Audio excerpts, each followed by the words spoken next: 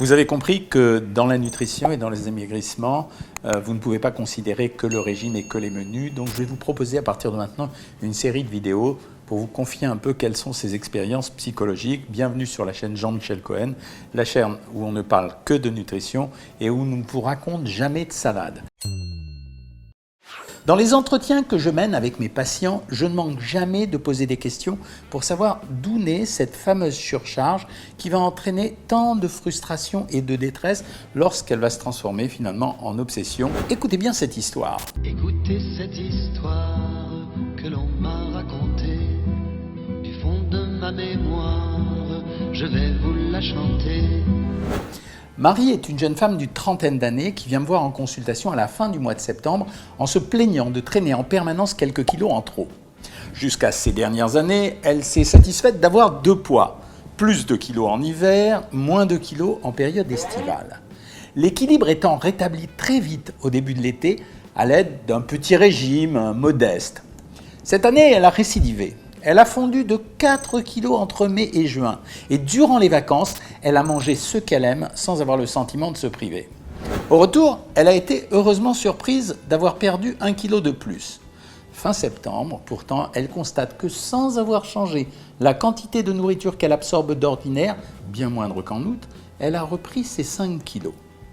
Elle est donc convaincue de grossir tout en mangeant moins et persuadée que son corps se modifie et qu'elle est condamnée à garder ses 5 ou 6 kilos supplémentaires. Si cette jeune femme a pris des kilos en septembre, c'est parce qu'elle a mangé plus qu'au cours de son régime en mai-juin ou que durant les vacances.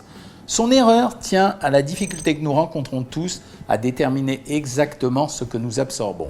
Une expérimentation dans ce sens s'est déroulée au Danemark voilà quelques années. Pendant 8 jours, une vingtaine de volontaires ont accepté d'être filmés à l'intérieur d'un appartement, les caméras étant dirigées sur les zones où les occupants pouvaient trouver des aliments.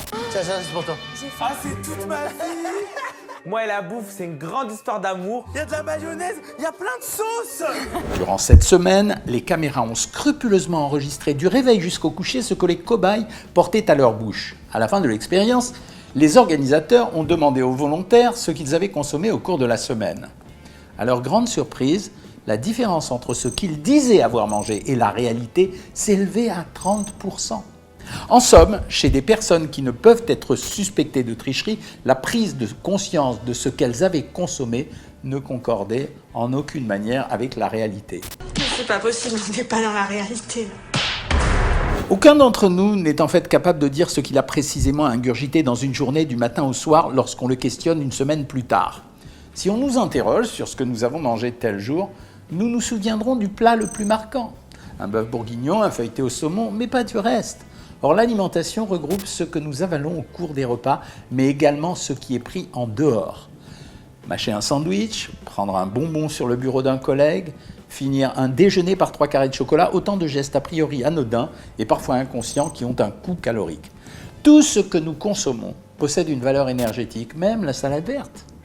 L'équilibre de notre poids dépend uniquement de notre façon de manger, en plus ou en moins. Quel est le vrai problème de Marie? Il est de parvenir à faire la part exacte des choses. Comment a-t-elle mangé avant ses vacances? C'est d'après sa réponse qu'on connaîtra la vérité. Je la questionne sur son régime. Elle l'a suivi scrupuleusement, mangeant matin, midi et soir. Et quand dans l'après-midi, une sensation de faim la tenaillait, elle croquait dans une pomme ou s'offrait un yaourt à 0%. Pas de quoi justifier une telle reprise de poids. En l'interrogeant plus longuement, en bavardant de choses et autres, j'apprends aussi qu'elle connaît des ennuis professionnels. Une de ses collègues se comporte d'une manière très agressive à son égard, essayant de la prendre en défaut vis-à-vis de sa hiérarchie. Par moments même, sans que Marie sache pourquoi, elle ne lui adresse plus la parole. En fait, sa collègue la prive du plaisir qu'elle éprouve habituellement à aller au travail.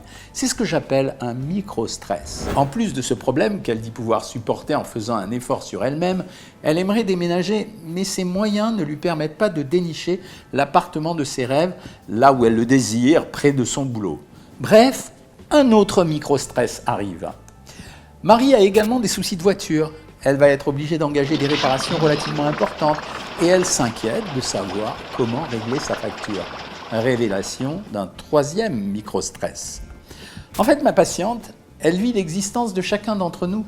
Elle affronte des préoccupations courantes qui semblent de peu d'intérêt, alors que l'accumulation de ces désagréments représente au final une source d'angoisse importante pour elle. Tant et si bien qu'au lieu de regarder le soleil briller et de bavarder agréablement avec une amie, Marie pense à sa voiture en se levant, à sa collègue sur le chemin du boulot et à son appartement en revenant à son domicile le soir. Sa vie devenant moins plaisante, un réflexe va l'inciter à compenser les frustrations ressenties par des plaisirs gourmands, dans lesquels elle ne voit aucun péril. Résultat, au fur et à mesure de la conversation, Marie me raconte ses soucis, mais me parle de moins en moins de son problème de nourriture, lequel constitue pourtant la raison de sa consultation.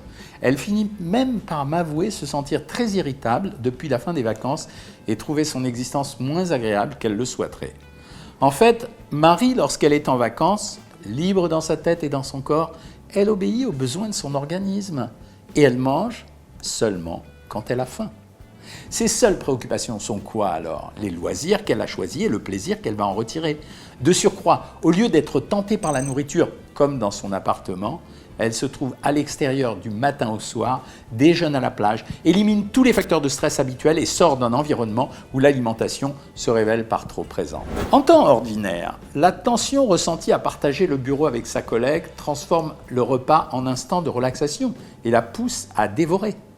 Par ailleurs, ses soucis prennent le pas sur tout le reste et l'incitent à compenser, ce qui la conduit en milieu d'après-midi à grignoter du chocolat. Et lors des repas, tout en croyant manger moins qu'en vacances, elle choisit en réalité des aliments plus riches, dans des quantités plus copieuses.